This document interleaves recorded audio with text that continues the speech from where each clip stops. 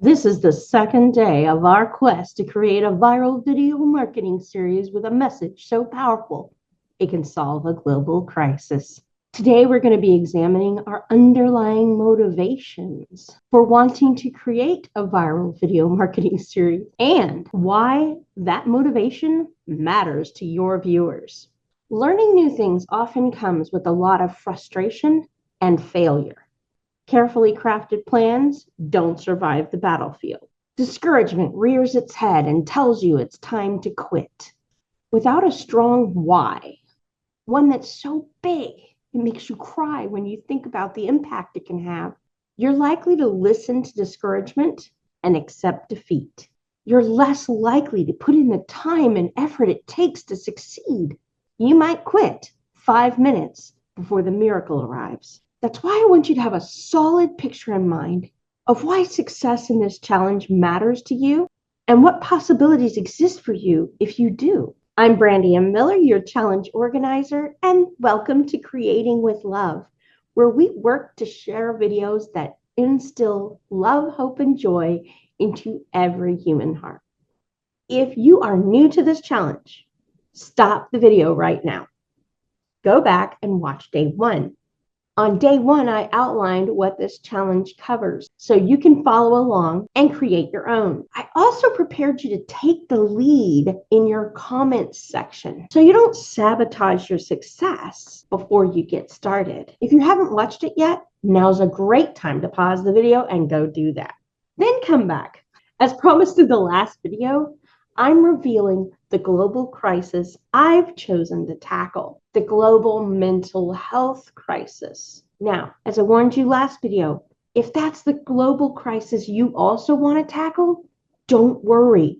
There are plenty of opportunities to tackle it. It's a big topic with a lot of variables to that equation. There's going to be room for you. This global mental health crisis affects over 2 billion people around the world. Nearly 1 in 4 human beings currently living on the planet. As I'll be sharing with you later, it's at the root of nearly every other crisis, including obesity, addictions, poverty, domestic violence, divorce rates, suicides, and it's also what's filling up the prisons. It's a crisis that's affected my family, my marriage, and me personally. Why join me on this journey to solve the mental health crisis? First, if you struggle with mental health, I'll be sharing what I've learned along my own journey that can help you take charge of your mental health and turn the page on a new chapter in life. If someone you love struggles with their mental health, I'll be sharing insights I've gained that can help you understand what's going on so you stop adding to the challenges they face and offer the kind of support that leads to genuine improvement.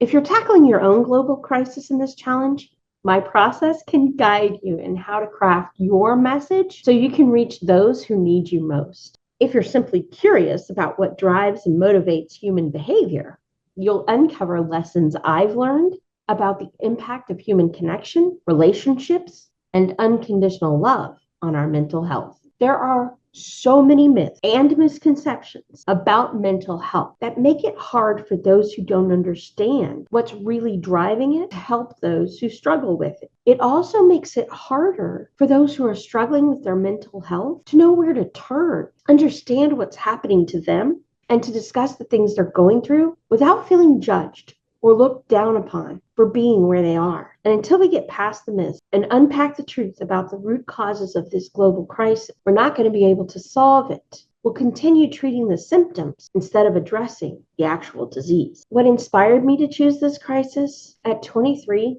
I felt like I was drowning in an ocean of problems so wide and so deep that I could never escape them.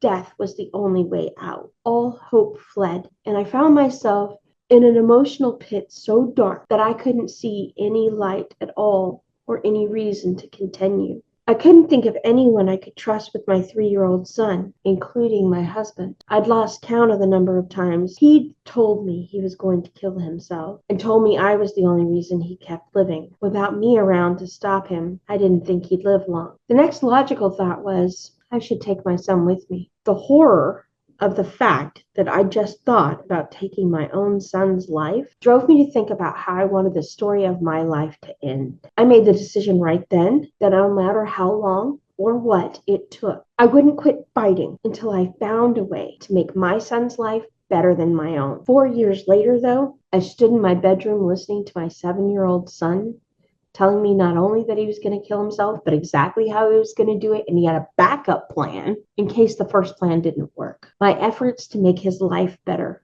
were failing. In that moment, I was forced to ask myself, my baby didn't come into this world broken. What did we do to break him so badly that death is preferable to life? It was that question that set me on a journey to understand not only my son's pain and the source of his challenges, but the larger factors contributing to this crisis. What I discovered shapes everything I do today, including this challenge. I don't just want to raise awareness. I want to share the solutions I found so I could save lives. I outlined the benefits of you joining me on this journey, but you may be wondering why I care that you succeed in creating your own viral video campaign. What does it benefit me to help you? Here's something I've learned along the way to improving my own mental health. Every time I serve someone else with sincerity, not looking to get something from them, but just looking to give, I sow the seeds of my own future success. The fruits of that harvest may take time to see. It may be 30, 60, 90, or 120 days before I get something coming back to me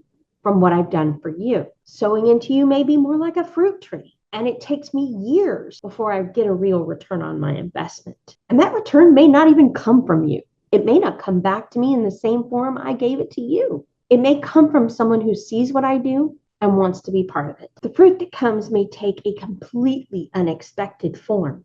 But what I do know is that by helping you, I'm ultimately helping myself. When I first set out to help my son, I turned to modern psychology. We're going to investigate what psychology can tell us about the root causes of this mental health crisis in the next video. Then we're going to put that to work for us when we start crafting our own messages. In the last video, I wanted you to prepare to take the lead in your comments section. The work we're doing is too important to allow the critics and adversaries that rise up when we're on the path to success to tear us down and destroy us. But those critics and adversaries wouldn't have a chance if not for our own fears and insecurities. In fact, their words and their challenges wouldn't bother us at all if not for the tiny part of us that says, are they right? That part of us is then going to show us all the evidence that proves they are right and we don't deserve to be seen and we don't have what it takes. That part of us is going to encourage us to give in to our fears, hide ourselves and our light away, and back down from completing the challenge.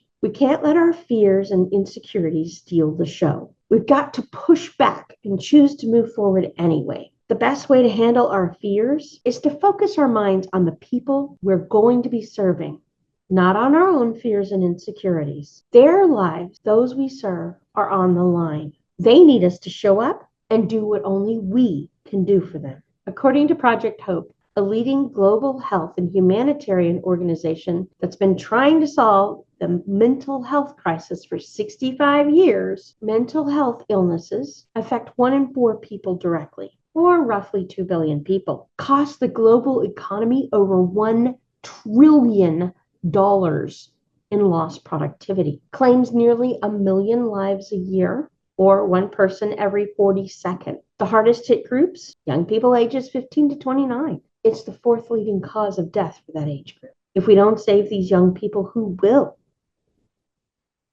Can they afford to wait another 65 years for someone to figure this out when we hold the keys that can set them free? When we get nervous or worried about our ability to handle the spotlight, we need to remember something. We're not doing this for us. We're doing it for them and for all the lives they're going to impact if we don't help them, and for all the lives they could improve if we do. It's time for today's homework. Take a moment and think about why you want to solve the global crisis you chose. Then answer the questions in the comments section. First, who is it you want to reach with your message? Second, why do you care about helping them solve that crisis? Third, what do you want those who follow you to get out of joining you on this journey? Fourth, if you or a loved one struggle with mental health illnesses, I'd also love to hear how it's impacted your life or the lives of those you love. In the next video, I'm going to take you on a journey into what I discovered about human psychology and what it tells us about the causes of mental health issues, the ultimate solution, and the things that are stopping people from getting that solution. I'll also be sharing in that video what motivates human behavior and drives us to make the choices we do, so you can put that information to work for you when you're crafting your own viral video series. If you're finding this series helpful and you want to support the work we're doing, be sure to hit the bell icon so you're notified when the next video releases. Click that subscribe button, like the video, and of course, share it with others. While you're waiting on the next video, if you haven't already done so, I encourage you to stop and watch day 1. Read through the comments section of the 2 videos. Make a note of any comments that make you feel particularly angry or tempted to block and ignore that person. Instead of responding to them or reacting in any way to what they've said, use it as a prompt to explore why you feel the way you do. This is one of the ways you can leverage that comment section to work for you instead of against you, by helping you to gain greater insights into where your triggers are and why those triggers exist. Thanks for watching and have a truly blessed day. I'll see you tomorrow.